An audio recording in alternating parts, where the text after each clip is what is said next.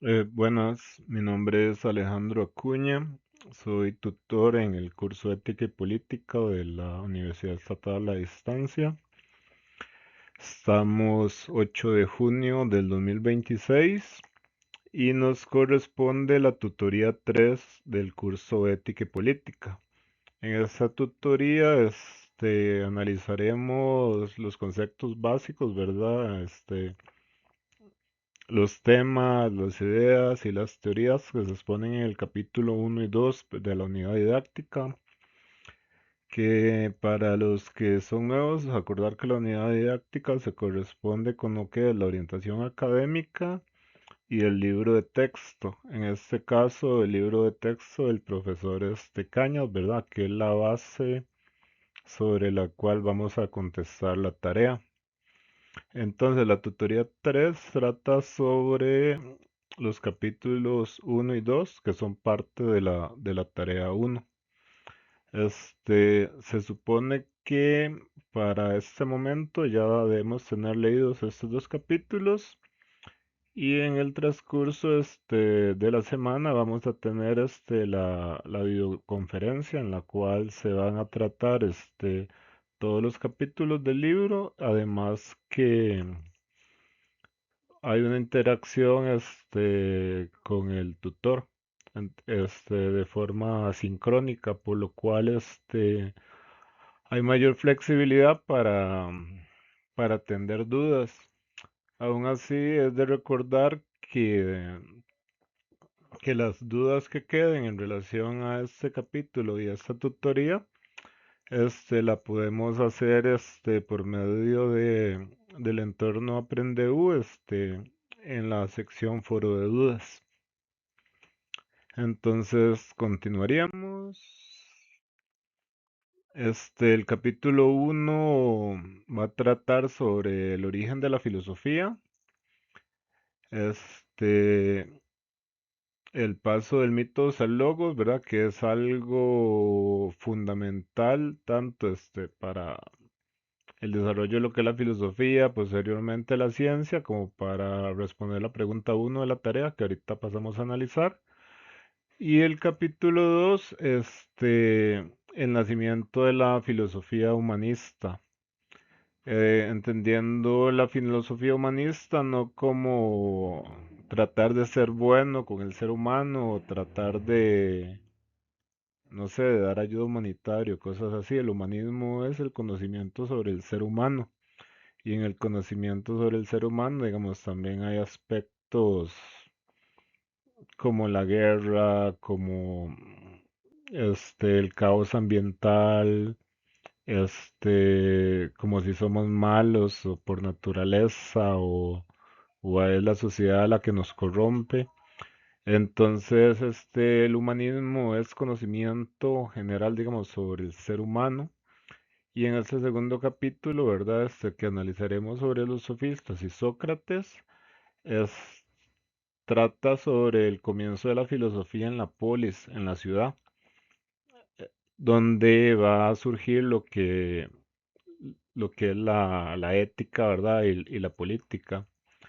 La política como forma de buscar el control del poder y para ello tomar decisiones eficaces y la ética como el análisis de los actos humanos como correctos e incorrectos. Solo que para este punto, digamos, del curso hay que tener en cuenta que para los griegos no hay una división entre la ética y la política. La política y la ética, no hay una separación. O sea, usted no puede hacer política, ¿verdad? Sin ética y la política se busca el bien. Es hasta unos capítulos más adelante en el curso, ya en la modernidad, el Renacimiento, que vamos a toparnos con Maquiavelo y con Nicolás Maquiavelo sí vamos a encontrar una división fuerte entre lo que es la ética y la política. De modo que en esta primera parte no va a haber una división fuerte, ¿verdad? O marcada, estricta entre la ética y la política. Bueno, aquí vamos a analizar la pregunta uno y 2, que son las que corresponden a los capítulos que me toca comentar. Pregunta uno: exponga mediante tres ideas el paso del mitos al logos en la Grecia antigua. Complemente cada idea con una cita textual de la UDM. O sea, ponemos y explicamos la idea. Tomamos algún fragmento del libro de texto del profesor Cañas, ¿verdad? Una cita textual de la UDM, que corrobore que la idea que estamos, poniendo como respuesta esté fundamentada en el texto. Para que esa cita sea válida, tenemos que usar el formato APA. Ejemplos de formato APA vienen en la orientación académica. Este, si en este momento tal vez haya alguien que no sepa qué es la orientación académica es, por decirlo así, el contrato del curso, es nuestra ley, se descarga en el entorno de Aprendeu y es donde vienen descritos todos los aspectos del curso, donde vienen las preguntas, de cada tarea, vienen las fechas, vienen los contenidos. Y es un documento que ya tenemos que tener leído, ¿verdad? Para este momento. Entonces, digamos, me piden tres ideas, yo voy a poner mi idea. Digamos, por decir un ejemplo, en el paso del mitos al logos, este, el logos entendiéndolo como ciencia, como estudio, como tratado, los filósofos, a diferencia de los chamanes, de los místicos, de los religiosos, trataron de explicar la naturaleza a partir de sí misma, y no a partir de elementos externos a la naturaleza y de los cuales no podemos comprobar como fueran los espíritus o los dioses. Entonces ahí pongo mi idea, luego voy al texto, busco algún fragmento o parte del texto en el que refuerce la idea que yo estoy dando. Entonces lo, lo pongo, ¿verdad? Según el formato indicado. Pongo que lo tome de Cañas. Pongo el año del libro que estoy usando, por decir año, algo, perdón, Cañas 2025, y pongo la página en la cual está ese texto que estoy usando. Una vez yo ya puse mi idea, la expliqué, la reforcé con una cita. Cada vez que ponemos una cita tenemos que comentarla, o sea, la cita no queda ahí de adorno. Entonces tengo que explicar mi relación de mi idea con la cita del texto que estoy usando, sus relaciones, sus vínculos, sus consecuencias, de forma que genere un entrelazamiento, ¿verdad? Entre el conocimiento, ¿verdad? Y la evidencia de que estoy manejando el conocimiento que muestra, que me proporciona la unidad didáctica modular, el libro de Cañas, y que cualquier persona que leyera el trabajo, y le interesa la idea que yo estoy usando, gracias a la cita textual en formato APA, se puede encontrar dónde está esa información. Eso por un lado, optimista. Por otro lado, digamos, el no poner la cita, los datos en formato APA, de donde tomo la información, podría ser que mi trabajo sea considerado como plagio, lo cual es un delito. Pudiera ser que yo le pidiera a la inteligencia artificial, ¿verdad? Que me haga la referencia, la cita y el texto, pero que la inteligencia artificial falle, ponga una cita, un texto, un año que no concuerde y eso también invalide lo que es la cita textual. Entonces es simplemente verificar el formato APA para los que no han llevado cursos, ¿verdad? Sobre eso. Pueden basarse en los ejemplos que da la orientación académica, en YouTube y demás herramientas, ¿verdad? Entonces no pierdan puntos por no poner la cita textual en formato APA porque es algo sencillo y que van a tener que utilizar en los demás cursos. Seguimos. Adicionalmente, describa con dos ejemplos concretos las primeras filosofías cosmológicas que buscaban sustituir a las narraciones místicas. Las filosofías cosmológicas, ¿verdad? Son las filosofías que estudian la naturaleza. Y las narraciones míticas, son aquellas narraciones, ¿verdad? Basadas en relatos antiguos que tratan de explicar la naturaleza a partir de dioses, espíritus o entidades que no podemos comprobar o estudiar o verificar. Entonces, así adelantando, el paso del mitos al logos es el paso de tratar de explicar la naturaleza, ¿verdad? A partir de sí misma, dejando atrás una explicación a partir de dioses y espíritus. Lo cual no estoy diciendo que no existan, ¿verdad? Pero no son objeto de estudio ni de la filosofía ni de la ciencia, ¿verdad? Ellas quedarán en un ámbito religioso o metafísico, pero no dentro de la lógica que pretende usar la filosofía y que pretende usar la ciencia. Continuamos. En su respuesta haga referencia a definición de mito, crítica de Jenofontes a los mitos, tipos de explicaciones que sustituyen a los mitos, filosofías monistas y filosofías pluralistas.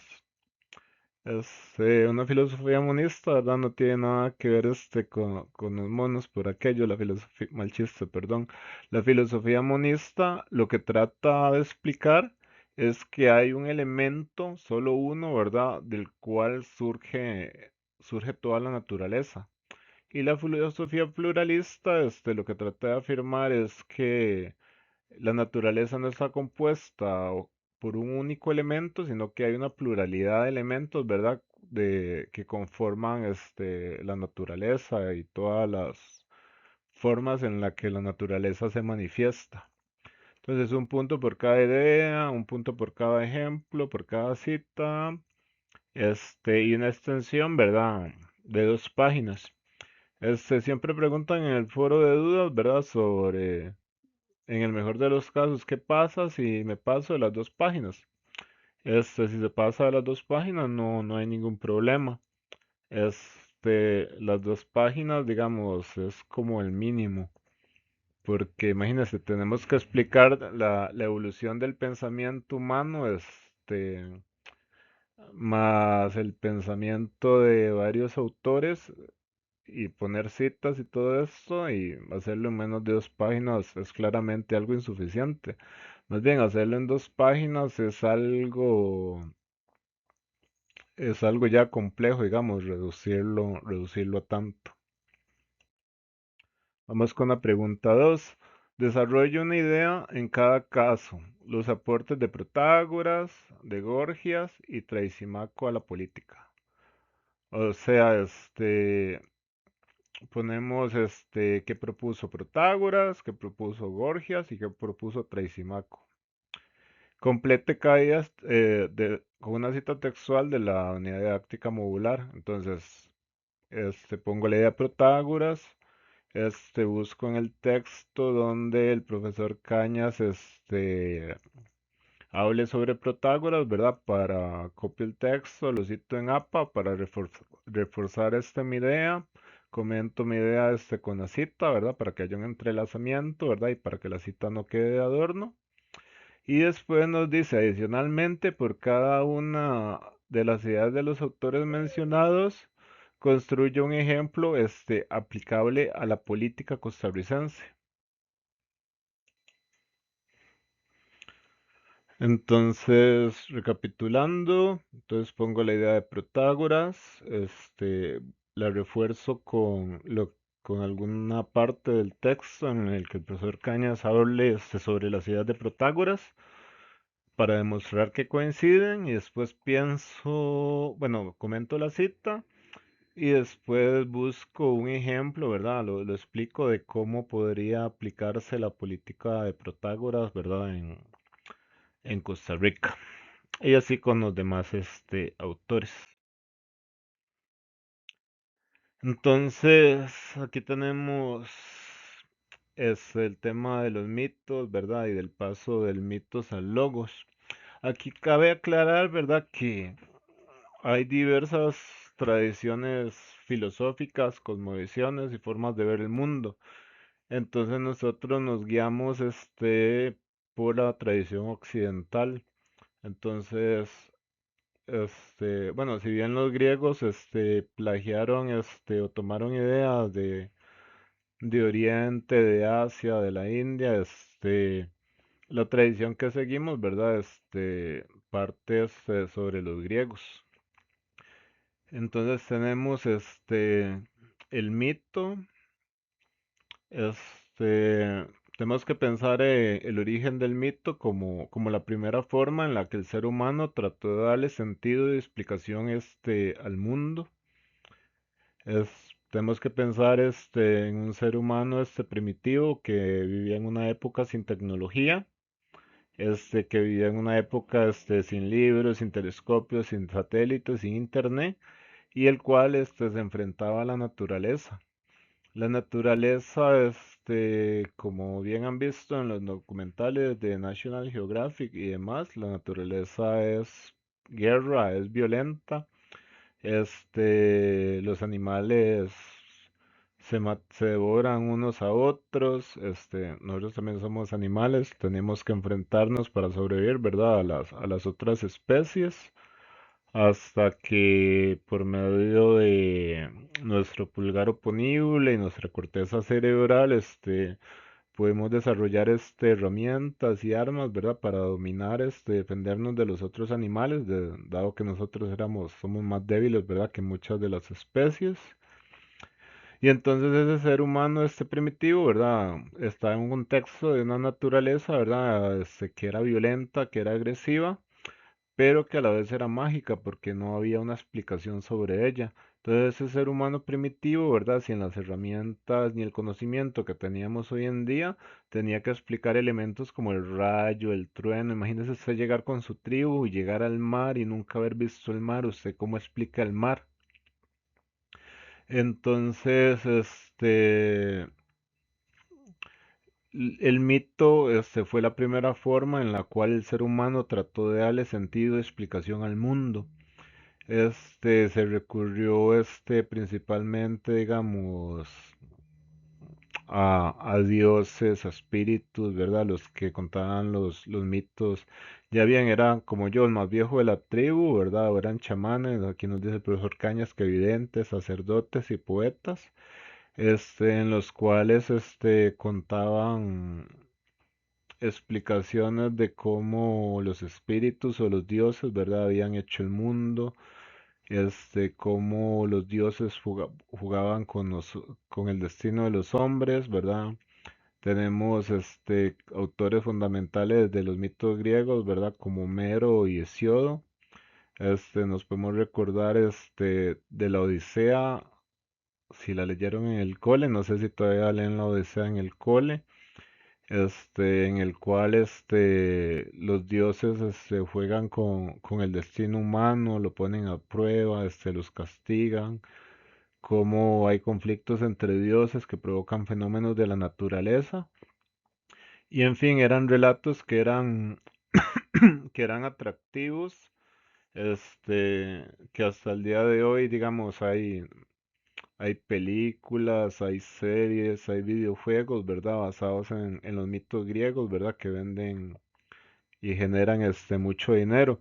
De modo que los mitos eran historias narrativas, eran historias atractivas y eran historias que trataban de explicar, digamos, ya sea el mundo, ya sea el origen del ser humano, la naturaleza, el origen de los dioses, es, pero a partir de elementos que no podían ser comprobados. Digamos, no podemos comprobar la existencia de Zeus, por decir algo. Este, entonces el problema del mito es que el mito no se puede comprobar. Digamos que usted tiene una enfermedad, y va donde un chamán y el chamán le hace un ritual, no sé, con un huevo, con unas plantas y todo esto, y dice que le curó su afección, que se debía a un demonio o a un espíritu, ¿verdad? En realidad el chamán no tiene forma de mostrar que le sacó un espíritu que era lo que le generaba el mal. En cambio, digamos, cuando usted va al médico, los médicos, bueno, la medicina no es una ciencia en sí misma, pero utiliza técnicas, ¿verdad? De la ciencia. Entonces analizan su química, ¿verdad? Cuando usted va y lo primero que hacen es mandarle exámenes de sangre, de orina, de heces, para ir tratando de verificar qué puede estar pasando lo interno de su cuerpo hasta llegar a generar un diagnóstico que sí pueda ser comprobable. Entonces, digamos, el ser humano tuvo que abandonar el mito, eh, paréntesis, ¿verdad? Hay algunos seres humanos que no lo han abandonado, para tratar de buscar un conocimiento que así fuera comprobable. Este, entonces, esa necesidad de un conocimiento que fuera comprobable, es ahí donde va a nacer la filosofía. Entonces la filosofía va a producir logos, el estudio, que lo vamos a entender como ciencia, como estudio, como tratado, ¿verdad? Que busca tener cierto grado de comprobación. Así que el primer filósofo de la historia se le atribuye a Tales de Mileto. Entonces Tales de Mileto, ¿qué hizo? Tales de Mileto propuso que debía existir un arjé. Arjé significa principio material de todas las cosas. O sea, con el arjé, la naturaleza tendría un origen, no espiritual, divino, de los dioses, sino que la naturaleza tendría un origen en sí mismo. O sea, a Tales se le considera, el primer filósofo por tratar de explicar la naturaleza a partir de sí misma y no de elementos externos a ella que no podemos comprobar si existen o no, ¿verdad? Como los dioses. Entonces, el paso del mitos al logo es cuando se dejan las explicaciones sobre la naturaleza basadas en deidades a tratar de explicar la naturaleza en sí mismo. Entonces, Tales de Mileto, va a ser un filósofo, vamos a decir que es cosmólogo, cosmológico, ¿verdad? O sea, él se dedica a estudiar la naturaleza y él va a afirmar que dentro de la naturaleza hay algún elemento del cual surgieron todos los demás elementos. Entonces, él va a afirmar que ese elemento es el agua. Y resulta que habíamos dicho que el ser humano ocupaba un conocimiento que se pudiera comprobar. Entonces, por eso hablamos de que la filosofía es racional. Racional lo vamos a entender en el sentido de que la filosofía da razones. Entonces, esas razones pueden ser verificables, ¿verdad? Durante cierto periodo o pueden ser rechazadas y tenemos que buscar nuevas explicaciones. Entonces él dijo que el agua era el principio de todo, ¿verdad? Porque el agua rodeaba la tierra, el agua estaba presente en tres estados de la materia y el agua estaba presente en todos los procesos vitales. O sea que sin agua nos morimos. Ya después ustedes verán cómo los filósofos posteriores a Tales van a ir refutando la idea de Tales. Principalmente su alumno Anaximandro, el cual va a decir es que el agua no puede ser el arjé, el principio material de todo, porque hay elementos como el fuego que no pueden surgir del agua. Por lo tanto, va a proponer algún elemento, ¿verdad? Que se llama Aperon, ¿verdad? Que es algo indefinido, ¿verdad? Como una telita que está presente ahí en todo tanto como en los contrarios, que está presente tanto en el agua como en el fuego, como en el aire y en la tierra, es algo que está ahí, pero no lo podemos observar, ¿verdad? Y es el principio y fin de todas las cosas y es indefinido y va a seguir la tradición filosófica, ¿verdad? Hasta llegar al átomo. Luego nos vamos a topar con el desarrollo de la ciencia y vamos a ver cómo la idea del átomo va a ir evolucionando, ¿verdad? Hasta, no sé, la actualidad, todas las discusiones sumamente complejas de la mecánica cuántica. Entonces, ahí, ahí el libro nos da ejemplos de las primeras escuelas, ¿verdad? De la jónica, de la itálica, de la eleática, la pluralista, pero creo que en la próxima diapositiva lo podemos desarrollar mejor. Entonces tenemos, ¿verdad? Que ese capítulo uno es, no, todavía no vamos a entrar en lo que es la ética y la política. Bueno, ya habíamos hablado que no había una división como tal, sino que estos primeros filósofos, van a ser cosmólogos, filósofos de la naturaleza, este, se van a separar del mito y van a tratar de explicar la naturaleza por sí misma. Entonces tenemos entre esos filósofos, ¿verdad? Algunos que son monistas y algunos que son pluralistas. Como habíamos dicho, los monistas van a suponer que la naturaleza va a surgir de un único elemento. Entonces tenemos ahí a Tales, ¿verdad? Que explica que, como ya hemos dicho, explica que la naturaleza va a surgir del agua, Anaxímenes del aire, Anaximandro del Apeiron. Aquí el profesor Caña le pone infinito. Y vamos a toparnos, ¿verdad? Otros filósofos, ¿verdad? Cosmólogos, ¿verdad? Encargados de estudiar la naturaleza, que van a decir que hay varios elementos, ¿verdad? De los cuales va a conformarse la naturaleza. Como Anaxágoras, ¿verdad? Que va a decir que todo está conformado por unas pequeñas, va a ser una especie de protoátomos, ¿verdad? De unas semillas, ¿verdad? Que van a estar organizadas por una inteligencia, ¿verdad? Llamada Nous.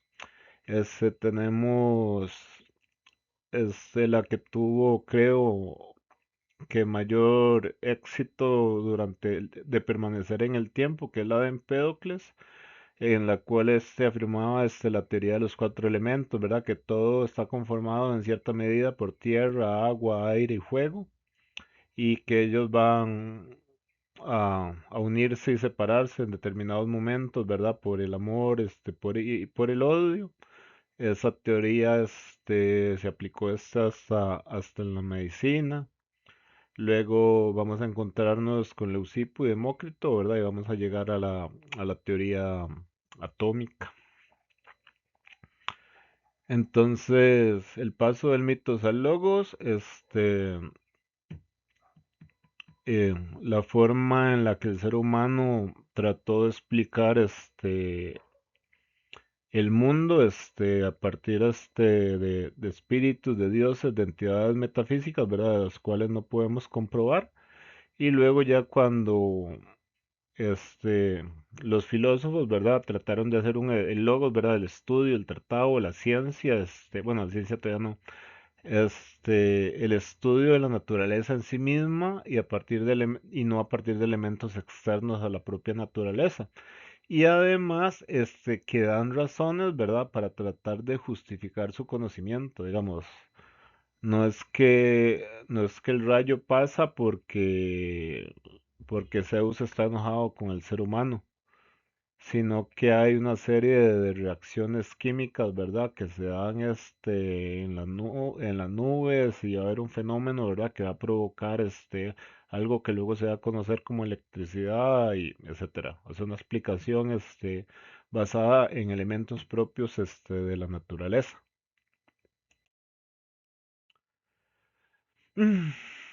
Vamos ahora con el capítulo 2, el nacimiento de la filosofía humanista, los sofistas y Sócrates.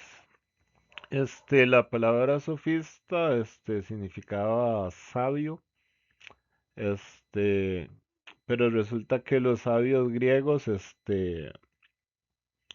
Los sofistas hicieron cosas buenas, ¿verdad? Fueron los primeros docentes que cobraron, ¿verdad? Por sus enseñanzas. Y gracias a eso, muchos no nos hemos muerto de hambre, hasta el momento. Pero los sofistas tenían un problema, el cual Sócrates les criticaba. Bueno, tenían varios problemas. Uno es que los sofistas, afirmaban saberlo todo, ser sabios, ¿verdad? Y poseer todo el conocimiento. Entonces, por eso la famosa frase de Sócrates, solo sé que no sé nada. En realidad, Sócrates sí conocía mucho. Lo que trataba de dar a entender es que alguien que dice saberlo todo, no lo conoce todo porque es ignorante sobre su ignorancia, sobre su propia ignorancia, ya que nadie puede conocerlo todo. Entonces, cuando escuchen esa frase, no es que Sócrates afirmaba no saber nada, sino que lo que afirmaba es que él era consciente de su propia ignorancia. Entonces, Sócrates les criticó eso y además, los sofistas, digamos, eran personas con mucho estilo, y eran muy buscados por los políticos. Entonces, digamos que un político venía, y decía, bueno, es que tenemos que talar tales árboles, ¿verdad? Porque vamos a hacer una cantidad de barcos, para prepararnos por si nos vienen a invadir los persas, por decir algo. Entonces él tenía que ir ahí al Congreso, al Ágora, a la asamblea, ¿verdad? Imagínense la asamblea legislativa de los griegos, y dar un discurso para tratar de que los demás, estuvieran convencidos y votaran que cortaran los árboles. Entonces el sofista llegaba y le hacía al político, ¿verdad? Un discurso hermoso de por qué había que cortar los árboles y cómo de sublime y majestuosa y, ¿verdad?, iba a quedar la flota de barcos griegos. Entonces luego podía llegar donde ese mismo sofista, un político que decía que había que preservar dichos árboles por esto y aquello, y el sofista, mientras le pagaran, él le hacía al otro, un discurso, hermoso para que también fuera al Congreso en el cual dijera, por qué no había que cortar los árboles. Entonces Sócrates, afirmaba que a los sofistas no les importaba la verdad, ni el bien, o sea, lo que les importaba, era la ganancia. En términos generales, Sócrates también era un sofista, pero tenía la característica principal, digamos, de que él no cobraba por enseñar, pero él escogía a sus estudiantes, ¿verdad? Bajo criterios que no vamos a comentar, aquí. Entonces, ¿qué nos dice el profesor Caña sobre los sofistas? Es una corriente de pensamiento que se caracteriza por los siguientes aspectos. El eje de la reflexión de la filosofía griega gira por completo en tópicos que enseñan que son humanistas y antropológicos. Los temas que dan énfasis son la ética, la política, la cultura, la educación, el arte, la poesía, la lengua, y los mitos. Con los sofistas se registra el alba de la ética o filosofía moral. Abordan cuestiones como la justicia, la virtud, la belleza, la igualdad política, social y racial, entre otros. Entonces, perdón, el aspecto fundamental, ¿verdad?, de este capítulo 2 en relación al capítulo 1 es que los primeros filósofos del capítulo 1 lo que estudiaban era la naturaleza. Entonces, en este capítulo 2, los sofistas y Sócrates van a estar en la ciudad, ¿verdad?, en la polis, y se van a enfocar en los problemas de la polis, en los problemas antropológicos de la polis, o sea, los problemas que tiene el ser humano en la polis, en la ciudad, y, y demás temas, ¿verdad? Como la educación, la cultura, la política, ¿verdad? Que son los temas de la ciudad.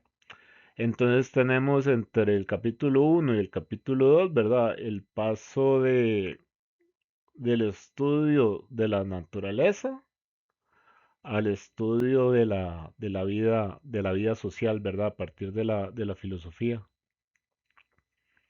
Lo que ahora los políticos dirán, son ciencias sociales, eso no es importante. Entonces, los sofistas fue un movimiento intelectual humanístico que se inicia en la segunda parte del siglo V, y se extiende hasta la primera mitad del siglo IV. Los sofistas imparten lecciones principalmente en Atenas, la ciudad más cultural y democrática de Grecia. Bueno, ya eso lo hemos hablado, la retórica, el arte de la persuasión fue la principal herramienta que enseñaron los sofistas, ¿verdad?, para alcanzar el éxito político. Los sofistas se enriquecen con sus puntos de vista a políticos y dramaturgos, etcétera. Bueno, eso ya lo habíamos mencionado. Entonces vamos a tener una diversidad de personajes, ¿verdad? Dentro de los sofistas. Tenemos a Protágoras, que se dice que es amigo de Pericles, de Eurípides y de otros personajes. Este se dice que promovió la educación para todos, y propuso, digamos, bueno, fue docente y propuso el relativismo ético-político. O sea, el hombre es la medida de todas las cosas, ¿verdad? Y la verdad es relativa. O sea, el relativismo, lo que afirmaría es que no hay normas morales, universales. Digamos que en Costa Rica, no hay pena de muerte, pero hay lugares donde ven normal, la pena de muerte. Digamos que en Costa Rica, para casarse, creo, perdón, no sé el tanto de las cuestiones de matrimonio, pero las personas sí tienen que tener cierta edad, o creo que deben ser mayor de edad. Pero hay otros países en que se casan con niñas, ya personas adultas. Digamos que en Costa Rica para casarse, no sé por qué me metí en este ejemplo, tiene que haber voluntad, conocimiento y libertad por ambas partes. En cambio hay otros que lo hacen por medio de la fuerza. Entonces, si el hombre es la medida de todas las cosas, no hay normas morales universales, este, y la verdad es relativa, eso nos genera un montón de problemas. Entonces, eso tendríamos que traducirlo, no sé, a problemas políticos en Costa Rica. Entonces, si no hay una norma moral universal para todos, tendríamos que ponernos de acuerdo como lo hace, no sé, tal vez Adela Cortina, una filósofa española, en un texto sobre la ética de mínimos. O sea, si pensamos de manera distinta, ¿verdad? Si hay seguidores del partido de gobierno y hay oposición, ¿en qué puntos nos podemos poner de acuerdo? O sea, ya sabemos que tenemos pensamientos distintos, o sea, cuáles son los puntos, mínimos en los cuales nos podemos poner de acuerdo. Este, Derechos laborales podría ser, no poner impuestos a la canasta básica, garantizar que las playas sigan siendo públicas. Este, entonces, propondría eso, digamos, sabemos que no hay una norma, ¿verdad?, que se ajuste a todos, ¿verdad? Porque según Protágoras, el hombre es la medida de todas las cosas, ¿verdad? Y cada quien, trata de tener su propia verdad. Entonces, generar canales de diálogo para establecer principios mínimos sobre los cuales, ponernos de acuerdo. Es un ejemplo rápido que se me ocurre, ¿verdad? Pero a ustedes en el trabajo se les van a ocurrir, mejores ideas. Ay, tenemos luego a Gorgias, ¿verdad? Entonces con Gorgias, tenemos la cuestión de la retórica. Tenemos la retórica es el arte del discurso, el arte de convencer. Ahí podemos, los que han visto documentales de la Segunda Guerra Mundial, ahí pueden poner de ejemplo, bueno, tomar de ejemplo a, Dios mío, se me fue el personaje uno de los personajes más importantes de la historia, Hitler. Entonces, como Hitler en sus discursos hacía que las masas, ¿cómo decirlo? Efervescencia en las masas, convencimiento, sobre sus ideas, hasta llevarlas a convencimientos, ¿verdad? Que llevaban a actos, políticos que consideramos verdad hoy, que no deben ser repetidos nunca, aunque hayan ciertos estados, ¿verdad?, que repitan esos actos. Aquí a nivel nacional, ¿verdad? También tenemos ejemplos sobre el uso de la retórica, por parte de políticos que han estado en la presidencia, en el cual, tienen diferentes estilos, ¿verdad? No era, bueno, es que ustedes son muy jóvenes, no era similar, la retórica de Abel Pacheco, que era una retórica que trataba de que todos estuviéramos tranquilos, ¿verdad? Y buscáramos cuáles eran las mejores ideas para tratar de llegar a acuerdos, como con la retórica confrontativa, ¿verdad? Que ha tenido el partido de gobierno. Mm, entonces, tenemos, ¿verdad? Que los sofistas, después de las críticas que hace Sócrates sobre ellos, ahora en la modernidad, digamos, los sofistas se han considerado un tipo de engañador, ¿verdad? Entonces, aquí, ¿qué hay que proponer? Habría que proponer, ¿verdad? Que el discurso, pueda ser sustentado en datos, ¿verdad? Y en datos verificables, ¿verdad? Y que esos datos, puedan ser, contrastados y refutados.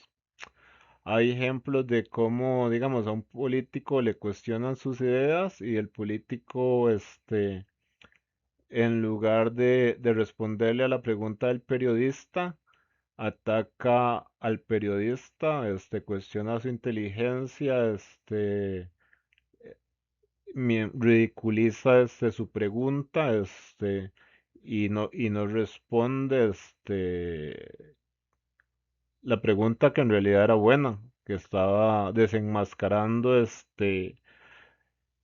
un problema real, y contradictorio de la política costarricense.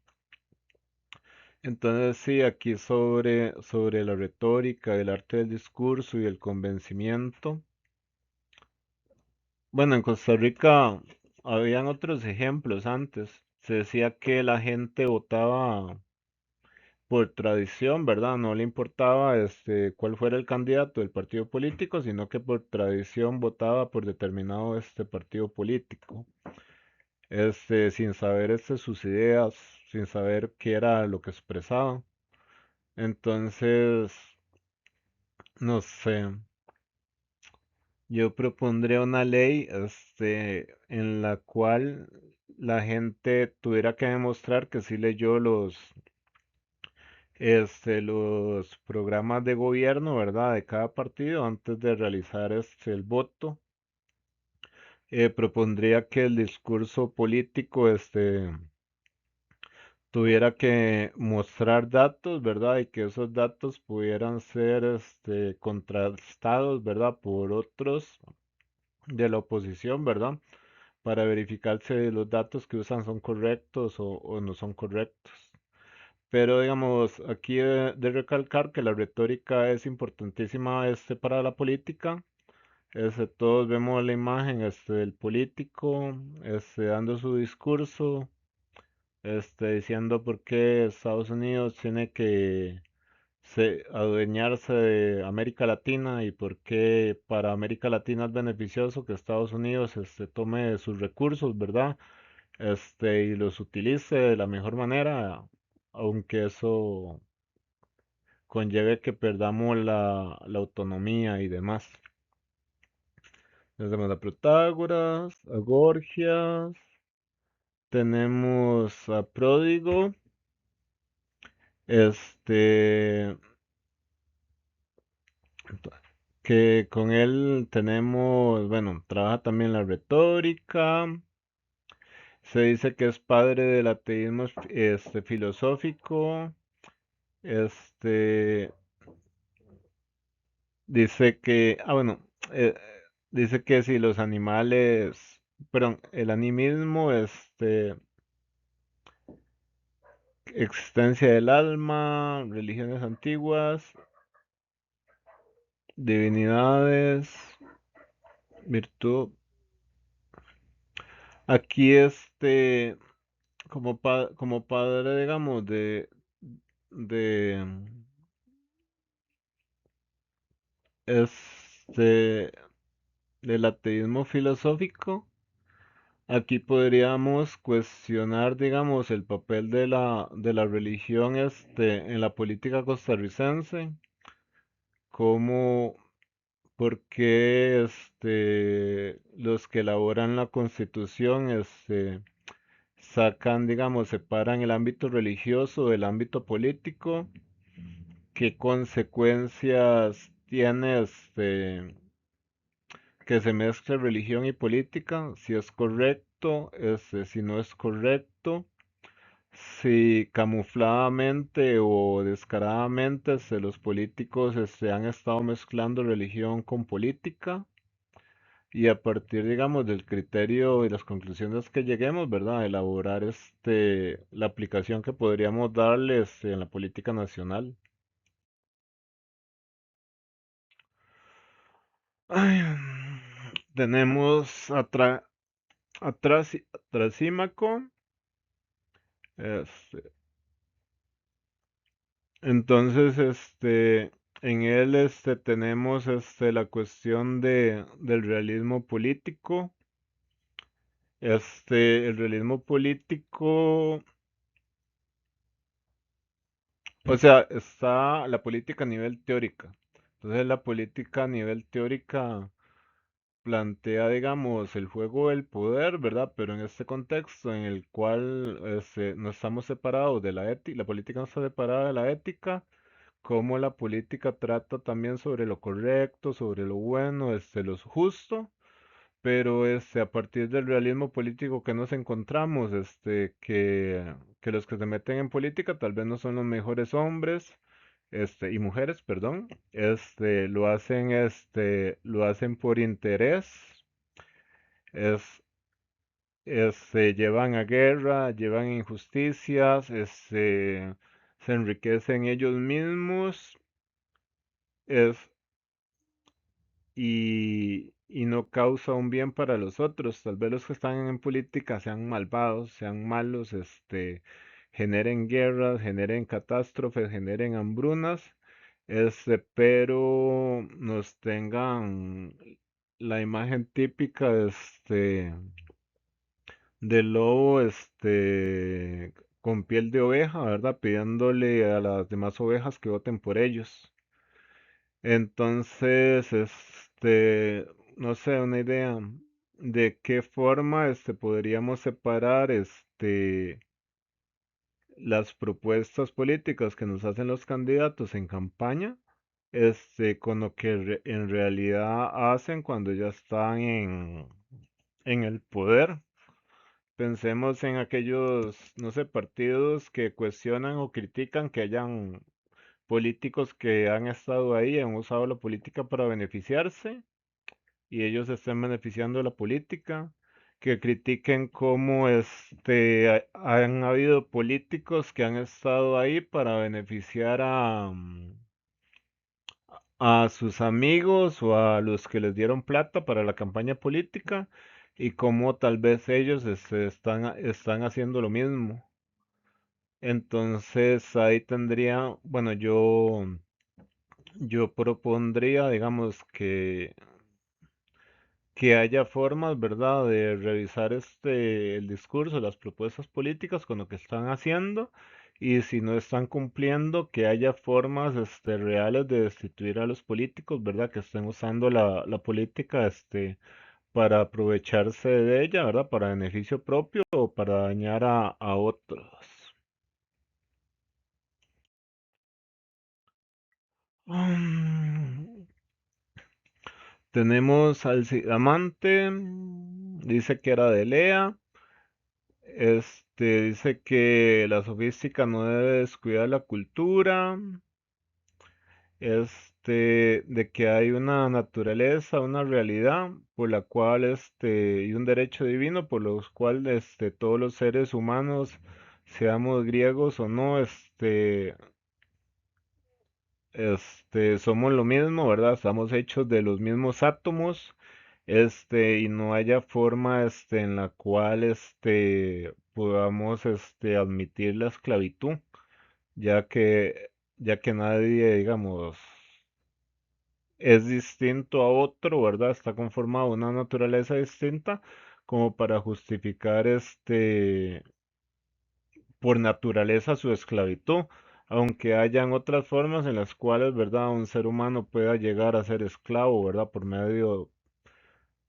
porque haya cometido delitos, ¿verdad?, porque haya perdido en la guerra, y diversas causas históricas, ¿verdad?, que lo hayan hecho.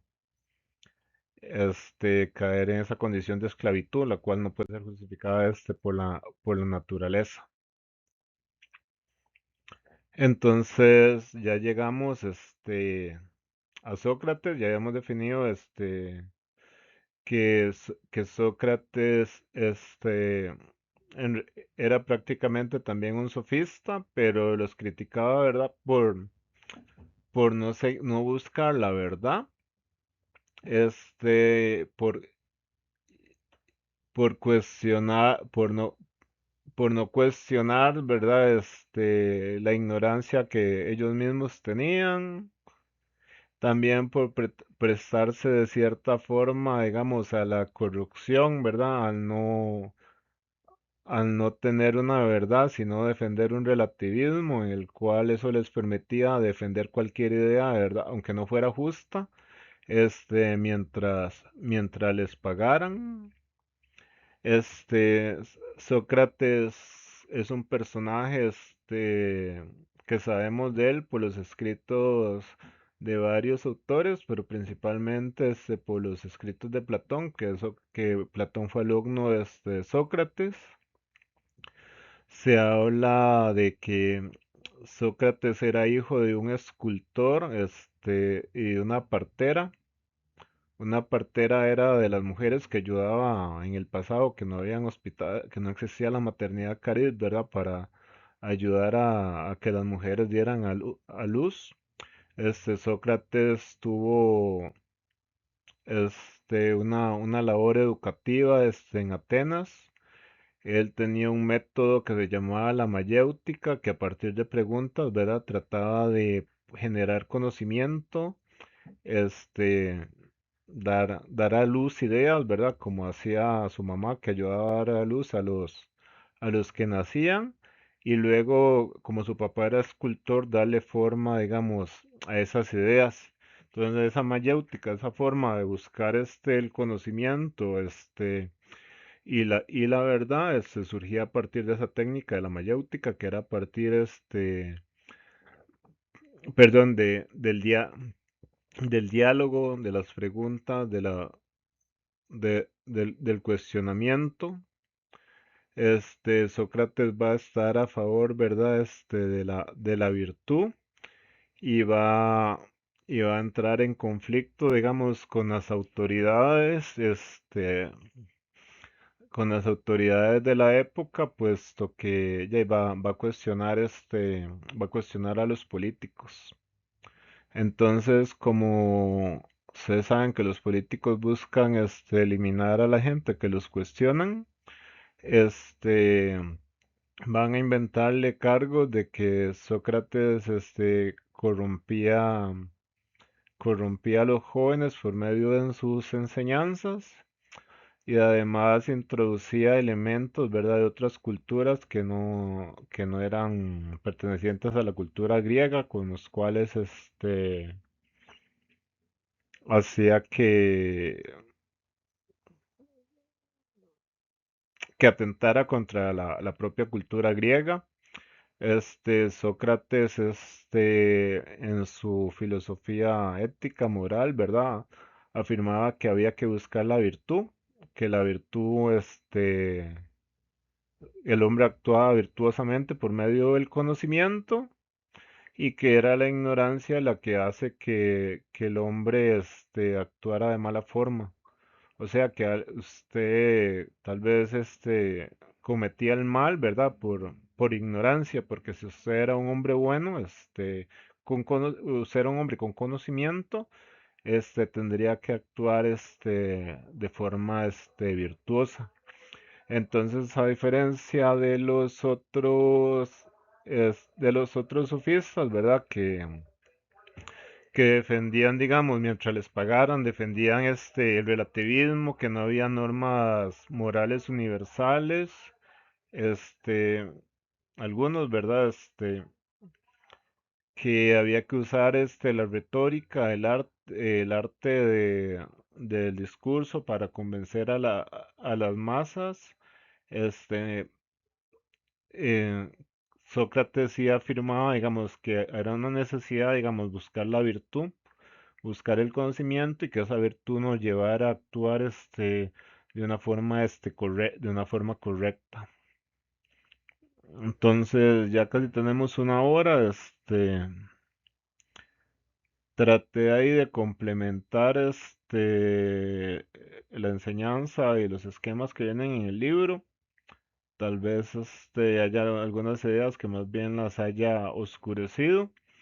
Entonces, en lo que haya quedado de duda, por favor, hacerlo llegar, por medio del entorno AprendeU, al foro de dudas y ya con más tiempo, ¿verdad? Menos volumen, de cosas por explicar, trataré de explicárselos de la mejor manera. Muchas gracias.